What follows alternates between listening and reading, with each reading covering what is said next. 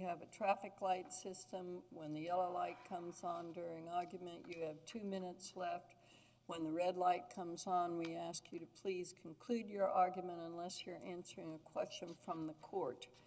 We are familiar with the briefs and record excerpts. We have not necessarily read the record and appreciate citations to the record when those are appropriate.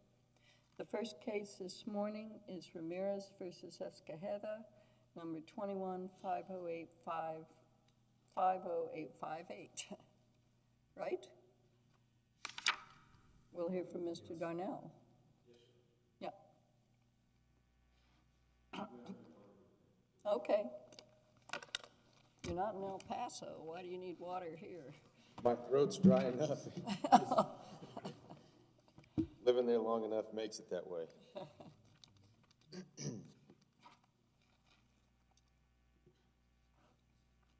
Yes, sir. May it please the court, justices, and opposing counsel. In their live complaint, the plaintiffs pled that Officer Escajeda's unconstitutional acts proximately caused Daniel Ramirez's death. That's on record on appeal at page 37. They also alleged that his use of a taser was objectively unreasonable.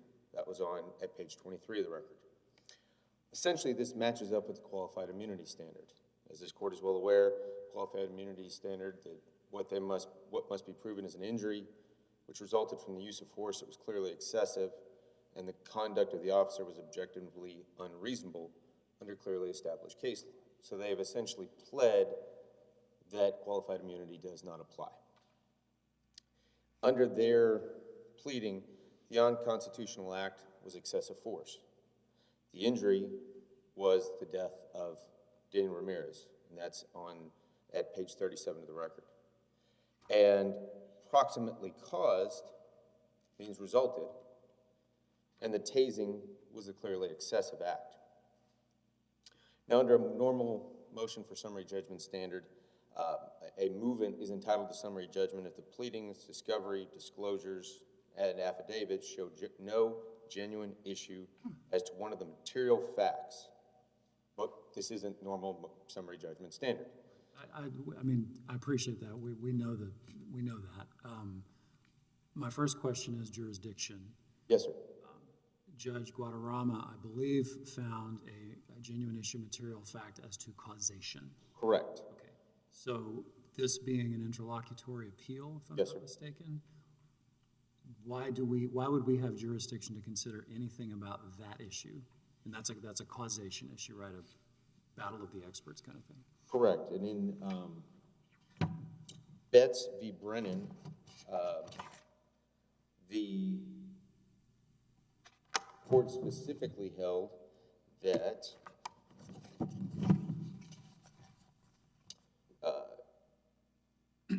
causation was in the qualified immunity standard. Causation is part of what comes up with. Is that the tasing case with the guy on video? It is one of the tasing cases. I remember the facts more appropriately because they give a survey of all the tasing cases and what is and what isn't. Yeah, I think I wrote that one, but I think that's the tasing case where it was on video. Yes, I believe. So there was no disputed facts. No, but here I would argue there is no disputed facts. Yeah, but Judge Guadarrama found there were disputed facts. So correct. I don't understand how we would have jurisdiction to review issues of causation. I believe that would be similar to, say, if you have a qualified immunity case where a plaintiff pleads against many officers and just says that they caused an injury, instead of the oft-repeated standard of proving that each officer caused a constitutional injury to the specific plaintiff. If a district court said, well, there was an injury that occurred and these officers were there and therefore I deny qualified immunity at summary judgment stage, then under that theory, those officers could not appeal and say, look, I didn't cause that injury. Okay, well, let me ask it this way. In your view, are you saying there are no disputed facts with respect to cause? I am, Your Honor. Okay. Why don't you explain that to me? Yes, sir. So what Judge Guadarrama relied upon was plaintiff's expert, Valentina Nye, who is a human dynamics expert. What is that? It is an expert in the field of human motion, objects in motion and how they move together and apart. Is that a medical specialty? It is not, Your Honor. Okay. And he specifically found when we filed our motion to exclude, when the defendants filed a joint motion to exclude her opinions, that she could not testify or opine as to cause of death. However, he said that she could testify that the forces that Officer Escajeda imposed on the plaintiff were the type that could cause the injuries to someone like Daniel Ramirez. Does the record reflect what were the injuries that caused the death? Yes, according to the medical examiner says that the cause of death was suicide by hanging, and that he specifically opined in his deposition that the tasing had no bearing on the decedent's death. Okay, so are you saying, as a point of error on appeal, there is no genuine issue of material fact as to what caused the death? Yes, sir. Okay, thank you. And essentially, the analogy I came up with was, if a judge suppresses evidence in a criminal case, and then at the directed verdict stage says, well, that evidence that I suppressed, I'm going to use that now as evidence sufficient, a scintilla of evidence to get you past the directed verdict stage. That would be a problem. Going back to the earlier question, are you arguing the medical examiner's report is conclusive on the cause of death? Or said another way, I mean, he says what he says, but often the death certificate or whatever will say the death is X, secondary to Y and Z, or whatever. Yes, sir. I don't know what this one said, but part of the factual calculus seems to be, he's hanging there and so on and so forth, like when did he die, and was he alive at the point, when he was tased, and did it contribute to it, and so forth, which I somewhat understood the district court to say, all that's kind of it's sort of a combination of factors, quote unquote, thus there being arguably a genuine issue of fact as the cause of death. So I guess my question is, you seem to be saying what the medical examiner says is that a jury could not, look at all these facts, how things happened, when he was, hanging there, the tasing, et cetera, and couldn't conclude to the contrary? Based on the district court's opinion and order on the exclusion, the motion to exclude plaintiff's expert, he specifically found that the only person who could testify to a reasonable degree of medical probability as to the cause of death was the medical examiner. That's it. There is no expert who can testify to cause of death to a reasonable degree of medical probability. The question whether he was dead or alive when tased goes to, I suppose, whether the officer injured the fellow or injured him and fatally injured him. But for the purposes of immunity, isn't the question whether no reasonable officer could have thought that the fellow in his position, which I gather was like this, with his hands up? That's how we understood it, yes, ma'am. That no reasonable officer could have perceived that he was posed to danger under the totality of the circumstances. Isn't that right? I think that's right. I think that goes to the second question, which was this reasonable under the clearly established case law? And I think even if for some reason this court were to find that we didn't meet our jurisdictional element on the first question, on the second question, I don't think there's any question but that we meet the jurisdictional element, because plaintiffs never, ever argued at the district court below that he violated clearly established case law. They provided no case law. The district court, sua sponte, tried to, or put in his opinion in order, that Officer Escajeda violated clearly established case law. Don't they say in their brief that you didn't contend that there was no clearly established law? They do say that, and I would argue that I don't have that burden. That is, the case law is very clear. Plaintiffs carry that burden, especially when they plead it. On the second prong question. Yes, sir. Are we required to view the facts in the light most favorable to the non-movement? In other words, if I'm trying to figure out if there's clearly established law that covers this or doesn't cover it, that's the question. I look at the record, I'm not quite sure what happened in those, I mean, it's a very short period of time, it's like, I don't know, 20, 30 seconds. Am I required to accept the facts that are most favorable to the non-movement, to the plaintiffs? The admissible facts, I would argue. If you have an opinion in the order that excludes certain opinions, then those opinions cannot be taken as fact.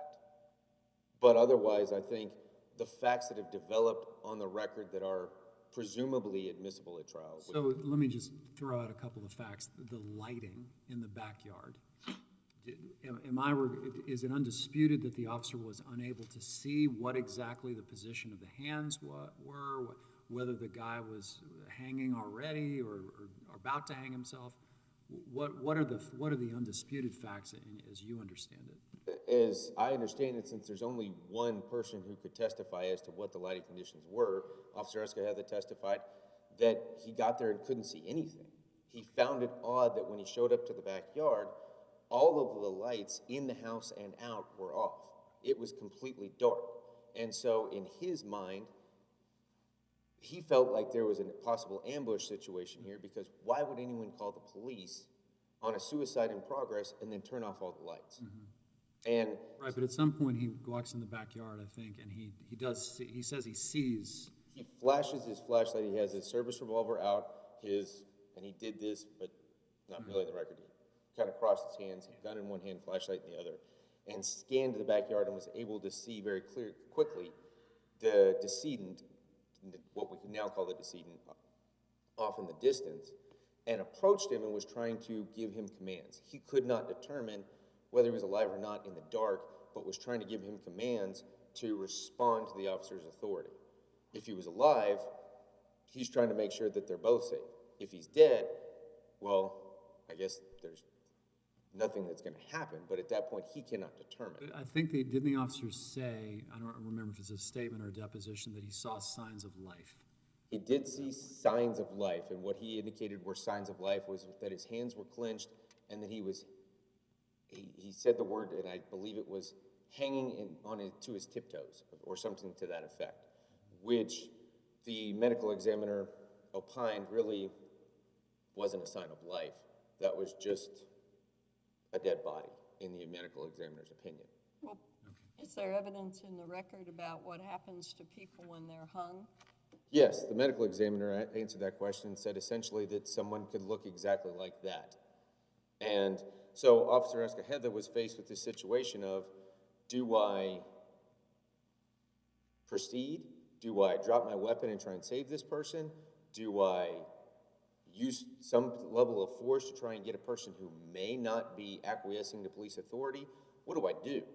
I think this is exactly in line with this court's previous recent opinion in Ramirez versus Guadarrama, where it says that although the employment of tasers led to a tragic outcome, and here we don't believe that the taser actually led to any outcome, we cannot suggest exactly what alternative course the defendant officers should have followed that would have led to an outcome free of potential tragedy.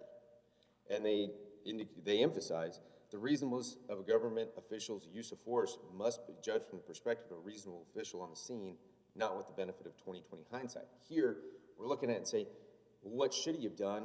But in the moment, was there an alternative that would have led to something other than what occurred? In your view, is the key fact here that it's dark?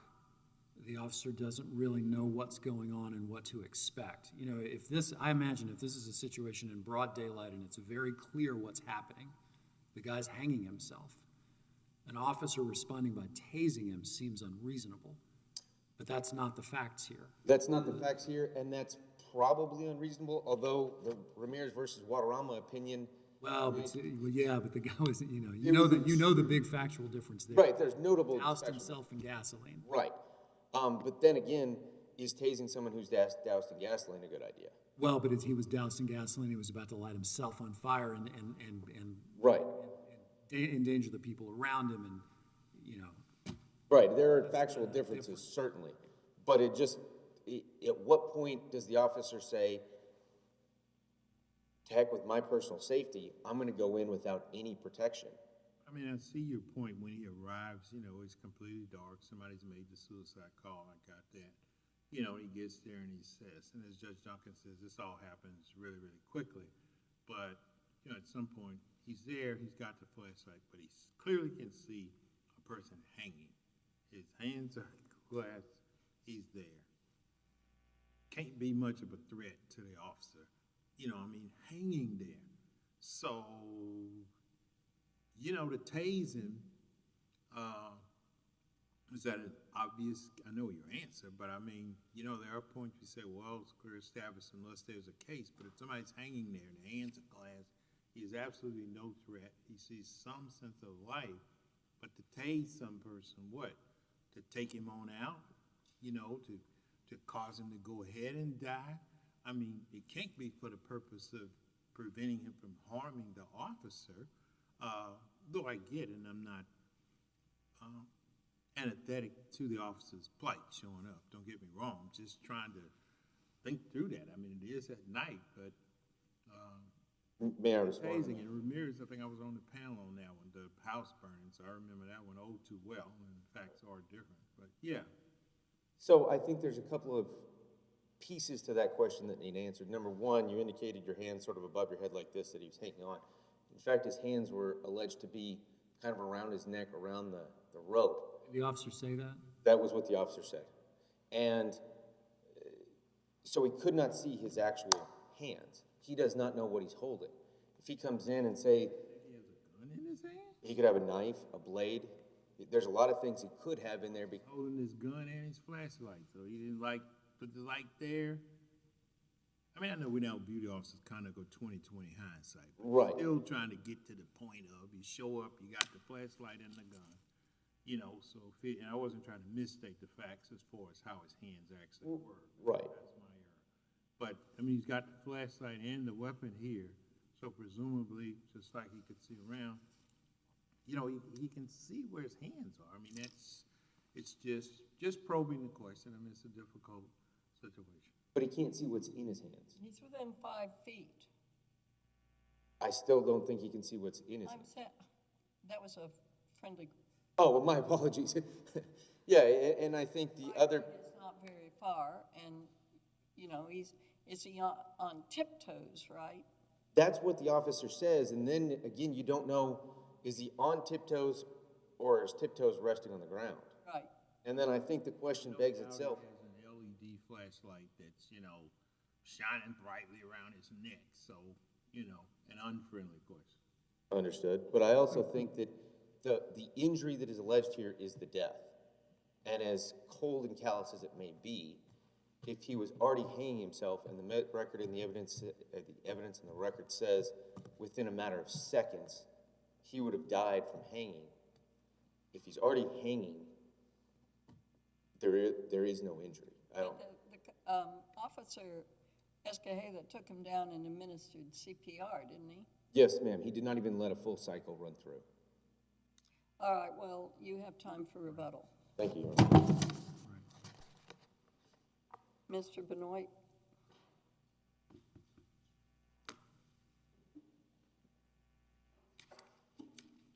Were your clients deposed? They were, Your Honor. I don't recall seeing anything in the briefs, at least, about your clients. That's a good point. I think the part of the reason that they weren't their deposition didn't make it into the briefs is the kind of procedural uniqueness of this case, which is that qualified immunity and the issue of threat was not really raised until a reply brief and a certiorari reply. And so the record did not, at that point, dealing with causation necessarily involve our client's testimony. Well, there was nothing in there about why all the lights in the house were out? Not in the summary judgment record, Your Honor. But there is something in the record I want to point to, an issue that's been raised by everybody as to the lighting situation at the moment that the taser was used. If you look to records 60, 67, and 60, 68, Officer Escajeda says himself that his flashlight, when he was 5 feet away, was bright and illuminating, and he very viscerally describes what he saw at that time. That was somebody who was staring, looking forward in his deposition testimony, in his administrative statement, and in his supplemental. He states that he was standing on his tiptoes. So, and that his hands, in his supplemental statement, his hands were right and left hand clenched with tight fists to the part of the rope that was around his neck, squeezing tightly. That level of detail, that's what he's able to see at the time he uses the taser. So that is all in the record.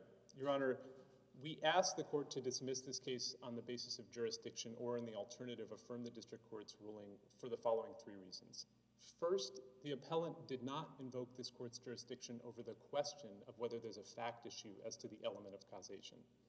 Second, if the court does consider causation, there is indeed a large fact issue, which I'll get into on the record. And third, the denial of Officer Escajeda's qualified immunity was proper under clearly established law. I want to turn to the issue of causation. This court's jurisdiction, as you know, is under the collateral order doctrine and limited to the qualified immunity defense.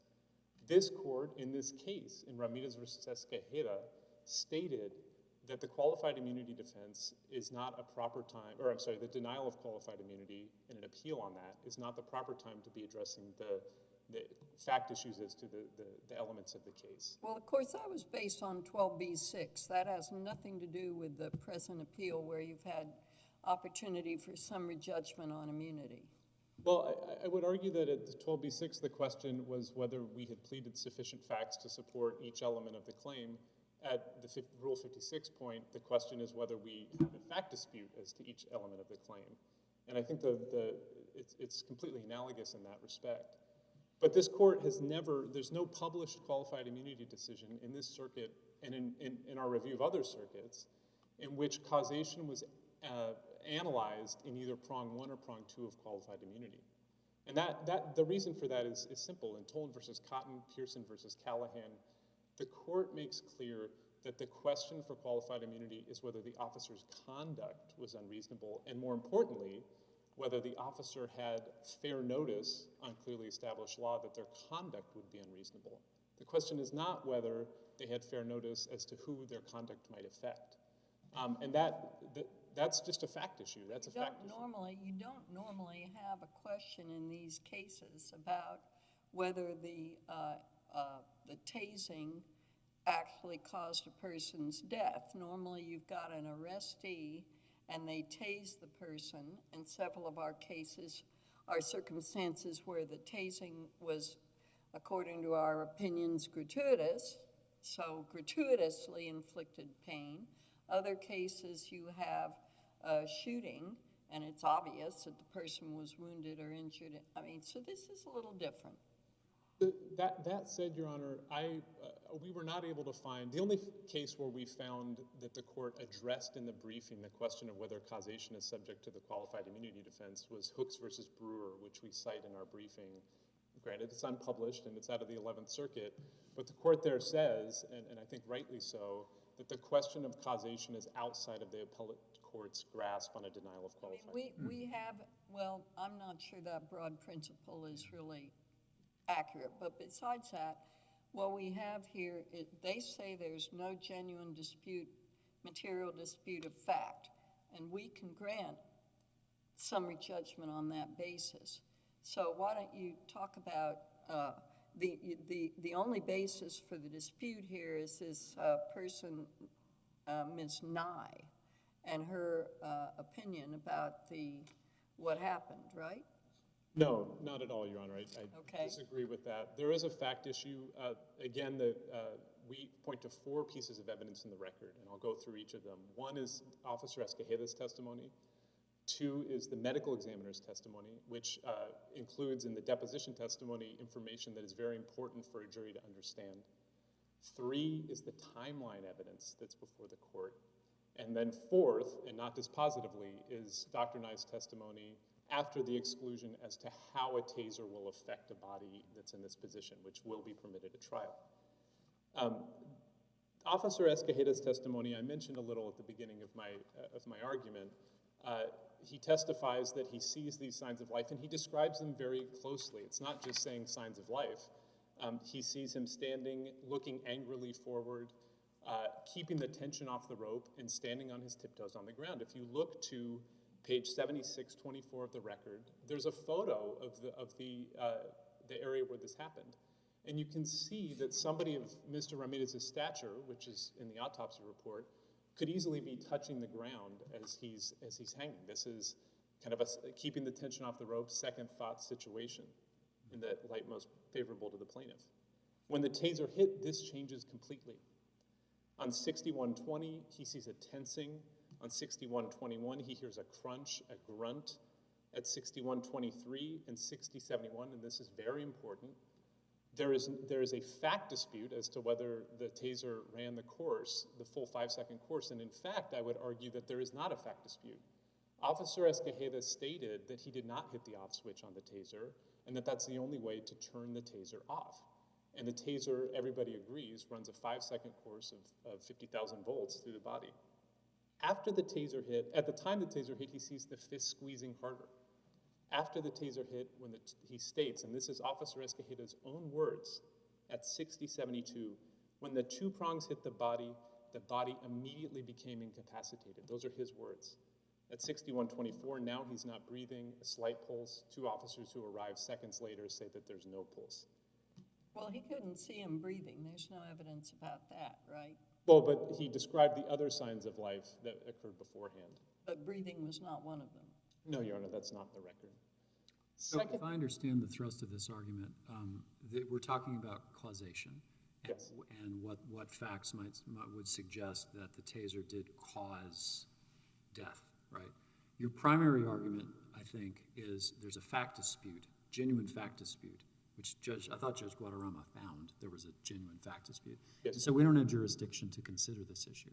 That's correct. That would be the second reason for no jurisdiction. Okay, so putting that to one side, I just want to understand I understand where this is not a jury, but if there were a genuine dispute of fact and this were at trial, what would be the theory of injury here? Since it seems undisputed that, unfortunately, that Mr. Ramirez was trying to hang himself, I guess, and the officer tasing him, what's the theory of injury if you were making an argument? Yes, Your Honor. And that actually goes to the medical examiner's testimony. It's proximate cause, so the question is not whether the diagnosis was death by hanging, which the medical examiner found, but whether the taser was a proximate cause to that death by hanging. In other words, it would have hastened the death? Correct, Your Honor. I think a good analogy to look at, and maybe one I would make to a jury, is imagine somebody who's standing on the edge of a building about to commit suicide. And as they jump, they have second thoughts and they're hanging from the edge of that building. If the first person to respond to that person wrapped their hands with a baton and they fell off, there would be no question that an approximate causation argument would still apply, even though, of course, the person could have maybe held there until they weren't able to hold on any longer and fallen off themselves. Okay. I think that's well with... But it is purely speculative that he was having second thoughts. The intent is something obviously we cannot put in the record, but the observations indicate somebody who was keeping the tension off the rope. A reasonable jury could find that based on the facts we have in the record. Or maybe he was trying to hold it, maybe it wasn't tight enough and he was trying to make sure it got tighter. That could be all fact disputes for a jury to decide. I mean, I'm looking at the same photo you did. I see a rope that's been hooked to the basketball net and then wrapped around the post, and then it's hanging down. I assume, it's hanging down somewhat. I mean, so there's a noose, but I get it. That's helpful because I didn't understand the theory of injury. Yes, Your Honor, and I do want to point to Dr. Rascon's testimony, the medical examiner. Of course, we've talked about what's in the autopsy report, but it's very important to look to what he said in his deposition. In the autopsy report, he stated that the taser was not thought to be a factor in the death. In his deposition, he said that was assuming, without any sort of citation to the record, that he was unconscious when he was tased. Well, if you look to the medical examiner's notes, they actually said that he was moving before he was tased. But what Dr. Rascon said at 60, 60, and 60, 61 in the record was if someone is conscious, you can make an argument that the taser played a role in the death. That's Dr. Rascon's own words. He goes on to say, when asked, If Ramirez was conscious at the time he was tased, then it could be a fact that the taser contributed to his death by hanging, and he answered positively to that. So he himself, the medical examiner, points us back to Officer Escajeda's testimony. What is the fact issue as to whether he's alive or dead when he's tased? And that's ultimately what a jury's going to have to decide. I mean, I don't want to tell you what to argue, but I do hope you get to the prong 2 point, the clearly established law point, that and address, where is the, this is I think admittedly, at least I think it's a very unusual situation. And so when we have an unusual situation like this, we think, all right, well, what case placed the officer on notice that if you do this, you are violating the Constitution? Well, as to prong 2, Your Honor, I think the decision that this court made that you authored in Cloud versus Stone does an excellent job of summarizing this circuit's case. Thank you. I appreciate it. I obviously wouldn't point to that case as a case that put him on notice because it happened afterwards and because it was a grant of qualified immunity. But I think the summaries of cases in that decision all involved incidents that happened before 2015, or almost all of them at least. We have Newman versus Guidry and Ramirez versus Martinez. And then on the non-taser cases, I think it's important to look to Hank versus Rogers, 853 F. 3rd 738, which was addressed in Betts versus Brendan, which you also authored. And in those cases, we see kind of two sides. I think it was very well laid out. If it's unreasonable to use a taser, if somebody is not an immediate threat, which I'll get to in the fact record, if somebody is not resisting or passively resisting, in this case, not resisting, each of those cases involves some level of passive resistance. And if the officer immediately resorts to the use of it is not undisputed that he was incapable of resisting. The The question for immunity is whether no reasonable officer could perceive that this fellow did not pose a risk under all the circumstances. That's right, Your Honor, and the most important thing is to look at the facts, not the subjective beliefs of Officer Escajeda at the moment, at the split second. Well, I'm sorry, but Graham v. Connor depends very much on the beliefs. I mean, there's an objective test, but it depends very much on the perception of the officer as to what was going on. And whether that perception was objectively reasonable. Correct. Yes. But the facts at the moment that the taser happened, I want to point that out because that is the law of this circuit, and the issue of the ambush, all of that, the officer himself said in his deposition at page 61.12 and 61.13 that at the time he shot the taser 5 feet away, has a flashlight that's bright and illuminating, as he says in his supplemental report, he knew that he was facing somebody hanging himself, or trying to hang himself. And he no longer addresses this issue of ambush because he says no one's in the backyard. He acknowledged that. So at the time the taser was being used, the question is, what did he see? He saw everything I already described in terms of somebody who's doing this. He sees his hands. He sees there's a rope in his hands. That's in the record. He sees his hands around the rope, and he sees him standing on his tiptoes. At page 6300 to 6301, there's a deposition excerpt in which he says he saw no aggressive movement. His feet were on the ground. He was not kicking. So, you know, we have cases where a fellow has his back to the police. It is a dark room. The police are going in on a warrant. Here he's going in. I believe his testimony is that he was informed that it was an armed person. Your Honor, that is a fact issue. There's the Well, he swore to that, and that's what it is, unless you have evidence to contradict that in the summary judgment record. We do, Your Honor. We have evidence to contradict that. Well, you can get to that in a second, but this is what I read, and I didn't read what you contradicted it with, which may be my error. But the point is, you know, the officer goes in, they find the suspect in a dark room.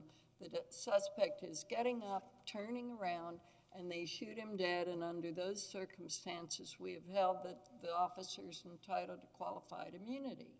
Now, by your argument, we would have to do a point by point, each tenth of a second, Did he wait long enough? Did he see all his hands? How do we know that the man turning around doesn't pose a threat? And yet because Graham v. Connors says, and Anderson v. Creighton, you have to consider the dangers inherent in policing. Right, and in those cases where the circuit is found similarly, the question was at the split second, were there objectively reasonable facts that would lead somebody to believe they were faced with, in the case you cited, deadly force, and that was in the split second. It's not a tenth of a second by tenth of a second. The question is just at the use of force at that time, what were they facing? I guess I have two questions, because I do want you to get to, my first one had to do with Judge Jones's question about what in the record would contradict the officer's belief that this could be an armed suicide by cop situation. And my second one is, are you relying, I don't recall whether you cite our en banc decision in Colby Carson, which is a case that does involve an evident suicide. This one was gun, not hanging.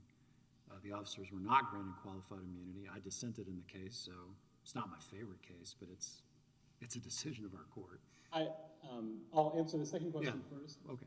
I am not relying on Cole versus Carson. That case, like Betts versus Brennan and Cloud versus Stone, involved much more of a lead up to the use of excessive force that I think is relevant to the case law discussed earlier. Here, it's an almost immediate use of the taser. So no, I'm not relying on top of the fact that it's a deadly force case. But with regards to the question of his belief that there was a weapon, the dispatch record, and I think it's very important to look to the dispatch record, that's at 60, 75, and 76. That's the event chronology. It's clear there were 3 mentions of what was happening at the incident that went out over dispatch. Somebody is by tying a rope to a basketball court, that he has a rope in his hands, that there's a suicide in progress. If you look to 6660 and 6657, 2 other officers' statements, they heard the same dispatch. None of them mentioned that they heard a weapon. And so there are facts in the record that his belief that he thought he heard a weapon, it is found nowhere in the evidence that anybody said that. And certainly there is a fact issue as to whether anybody else, there was no other officer that heard the same thing that he claims to have heard. And so that is, I think that's the definition of a fact issue that is basically a question of credibility for the jury to decide. The other issue that I think it's important to raise when it comes to the immediate threat question is that there's a fact issue as to whether the officer was alone or not, or at least whether he was the first officer to arrive. And this is something the district court got wrong, and we didn't include in the briefing, but it is in the record, and so I want to make sure that it's raised here. If you look to the event chronology and also to his administrative sentence. Before you run out, you better address the clearly established. I'm sorry? Before you run out of time, you better address the clearly established problem. Well, I was asked by. No, I'm sorry. Yeah, I think you should do that, since this last point you're making isn't raised in your brief. I would like to hear what's the case.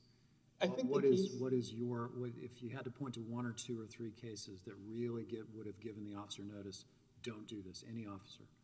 The cases are Newman versus Guidry, Ramirez versus Martinez, and Hank versus Rogers. Okay. I think those 3 cases provided a clear contour that you cannot resort immediately to serious non-lethal force when you're faced with somebody who does not pose an immediate threat, that is not resisting. In this case, in those cases, there was passive resistance, the officer's commands. And so I think those are the cases. For these reasons, Your Honors, we request that the court dismiss this case for lack of jurisdiction, and the alternative affirm the district court's ruling. Thank you. Okay, thank you, sir. Mr. Darnell, rebuttal. Yes, Your Honor.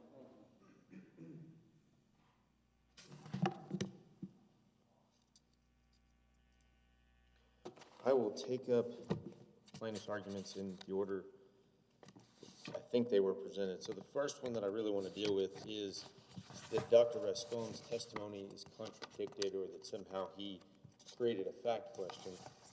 And what he does is he's asked essentially a hypothetical in his deposition, and this is at 7660 to 7661. Plaintiff's counsel is asking him, what is the basis of your opinion that the taser did not contribute to his death by hanging? My opinion is that he probably was already in cardiac arrest by the time, or unconscious. He already was unconscious by the time the taser, exerted its action on him, and thus did not really make a difference in the outcome. You can lose consciousness in a matter of seconds after you hang, and then the loss of movement or muscle tone will follow very shortly thereafter. Question was asked, what is the basis of your understanding that Mr. Ramirez was unconscious at the time he was tased? The basis of my understanding is that you answer my question, but I'm asking you to try to answer my question. Describe what an unconscious person, how would they appear? So they get into a back and forth, and Dr. Rascon essentially comes down to the answer. The question is, let's suppose he was conscious. So there's really not a fact there. That's a supposition, a hypothetical of, let's suppose he's conscious because that works my theory of the case versus what you have concluded. So that was not really a fact issue that Dr. Rascon created. That was a hypothetical question.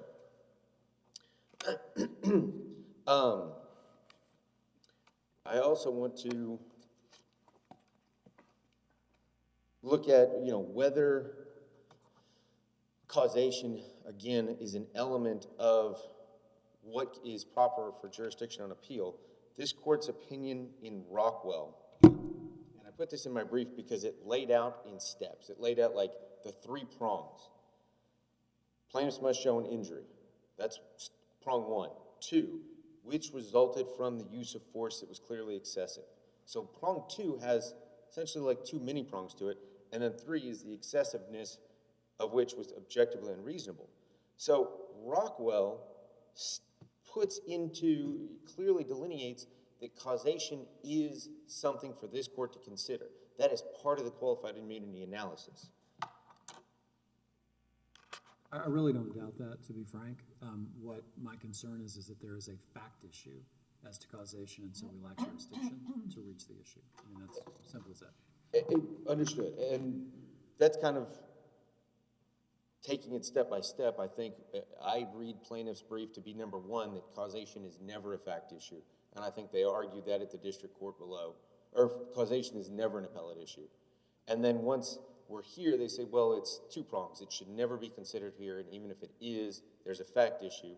And obviously the argument is that the fact issue is not a fact issue because you have an officer who's essentially a layman trying to describe what could or could not be medical diagnoses or medical positions, and then you have the stricken testimony of an expert who is not a medical expert.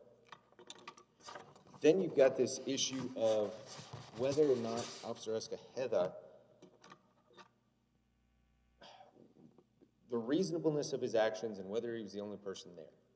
There is no testimony in the record that there was somebody with him. Okay, well, I understood that point not to have been raised in the brief. Do you dispute what counsel said?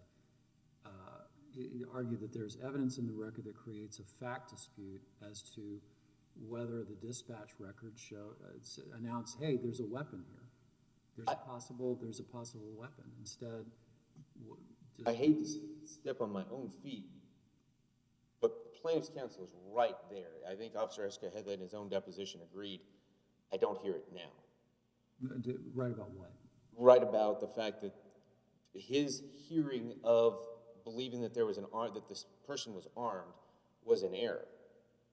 I think his deposition testimony, in fact, confirms that was not in the dispatch. But what I think we're doing in the most clearest sense of the word is looking at his actions from a 20/20 hindsight. Well, no. I mean, if there's a jury could find, no, it was an unreasonable belief that he thought there was a weapon there, right? Nobody told him that. But a mistake as to what is going on, an accident as to what is going on, what he believes in the seconds that he's dealing with, I think does matter, and I think it also goes to, we're second-guessing him at that point. Is the 911 call in the record? I don't believe it is, but I believe the dispatch report is. I don't recall the 911 record. Be some written summary. Yes, ma'am. Okay. Yes, ma'am. Well, you this is, your time has elapsed. Yes, ma'am. Yeah. Thank you. Okay, thank you.